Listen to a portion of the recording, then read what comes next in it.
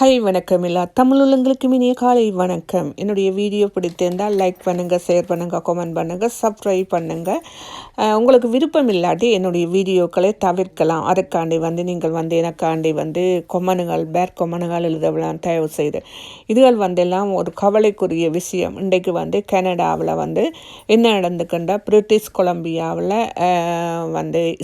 ஒரு school டர்பட் rich என்கின்ற school மேல்நிலை பள்ளி பாடசாலையில் நடந்துக்கின்றால் ஒரு பெண் ஒரு ஆள் சுட்டிருக்கின்றார். அதுவும் அந்த பெண்ணுடைய தலையின் கலர் ஒரு பழுப்பு நிற கலராக இருந்திருக்கின்றது. அந்த பெண்ணை அடையாளம் கண்டிருக்கின்றார்கள்.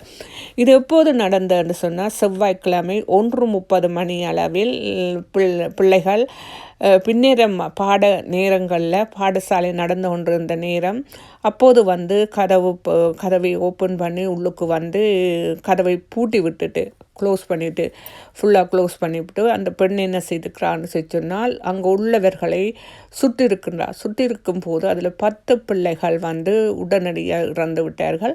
அதில் 25 பேர் என்ன செய்திருக்கிறாங்கன்னா படுகாயமடைந்திருக்கின்றார்கள்.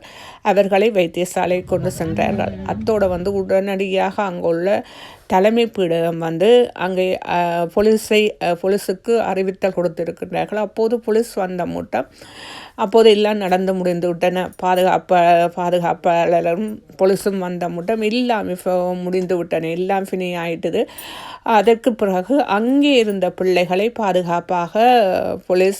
பாதுகாப்பு படையினர் வெளியேற்றி அவர்களை பாதுகாப்பான இடத்துக்கு கொண்டு கொடுத்தார்கள்.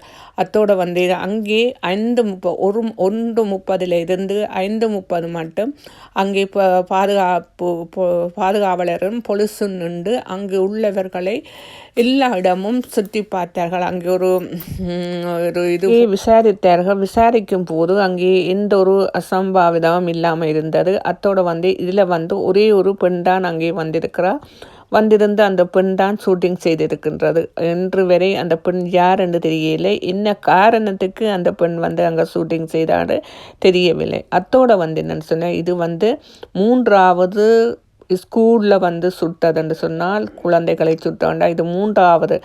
முதல் நோவா ஸ்கோஷியா என்கின்ற இடத்துலையும் அடுத்தது தௌசண்ட் காலேஜ் என்கின்ற இடத்துலையும் டவுன்லையும் இது 3வது. ஆனால் இது கொஞ்சம் கூடிய பிள்ளைகள் 10 பிள்ளைகளுக்கு மேலான 10 பிள்ளைகள் இன்னும் என்னென்னு தெரியலையேன்னு சொன்னால் பிள்ளைகள் காயங்களோடு இப்போ வைத்தியசாலையில் அனுமதிக்கப்பட்டிருக்கின்றார்கள். ஆனால் அந்த குழந்தைகள் கடவுள் சித்தமாக அந்த பிள்ளைகள் தப்ப வேணும், நன்றாக இருக்க வேணும், நல்ல சுகமாக இருக்க வேணும். அதோடு என்னென்னு சொன்னால் இங்கே நிறைய பிரச்சனைகள் இருக்கின்றது. கனடாவில் நிறைய ஒன்று சாப்பாட்டு பிரச்சனை, இன்னொன்று பண பிரச்சனை, இன்னொன்று ஸ்கூல் பிரச்சனை, இன்னொன்று சில பிள்ளைகள் படிப்பு குறைவாக இருக்குன்னு, சில பிள்ளைகள் படிப்பு கூடவே இருக்குமென்றா பொறாமைகள், எரிச்சல் அதுகள்லேயும் இருக்கும். ஏன்னு சொன்னால் இந்த பெண் ஒரு பழுப்பு நிற தலைமையரோடு தானே வந்தவாவாம். அப்போ இந்த பெண் யாருன்றே தெரியலை, எந்த ஊருன்றே தெரியலை, எந்த இனமன்றே தெரியலை. ஆனால் இப்படியான ஷூட்டிங்கள் குழந்தைகளுக்கு நடக்கும்போது குழந்தைகளினே ஸ்கூலுக்கு போகும்போது பயப்படுவார்கள்.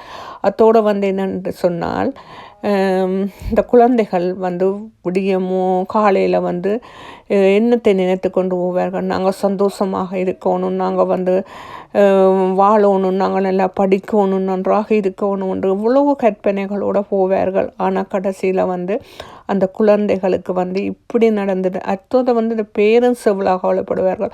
அத்தோடு இந்த நாடே, இந்த கனடாவே பயங்கரமாக என்று பயங்கரமாக எங்கே பார்த்தாலும் இதுதான் பேச்சு.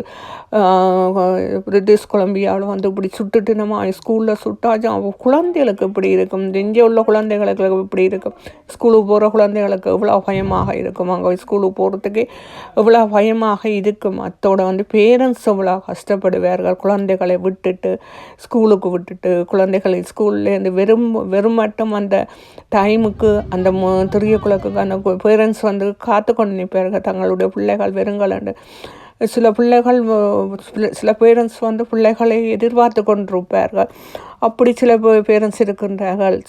என்னென்று சொன்னால் இந்த ஷூட்டிங் இப்போ மக்களே இல்லை. எங்களுடைய ஜனாதிபதி கனடா ஜனாதிபதி மர்கானியையும் சுற்றியோ பாதித்திருக்கின்றது. அவரும் பாராளுமன்றத்தில் சொல்லியிருக்கிறார், இந்த சூடுபட்ட குழந்தைகளுக்காண்டியும் அந்த பேரண்ட்ஸுக்காண்டியும் தான் கவலைப்படுகின்றேன், கவலையை தெரிவிக்கின்றேன் என்று சொல்லி அவரும் அந்த தன்னுடைய கவலையை தெரிவித்திருக்கின்றார்.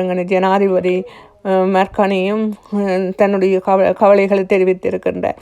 இப்படி எல்லா மக்களும், கனடாவில் உள்ள எல்லா மக்களும் இப்போது அந்த குழந்தைகளுக்காண்டி ப்ரேயர் பண்ணுறார்கள்.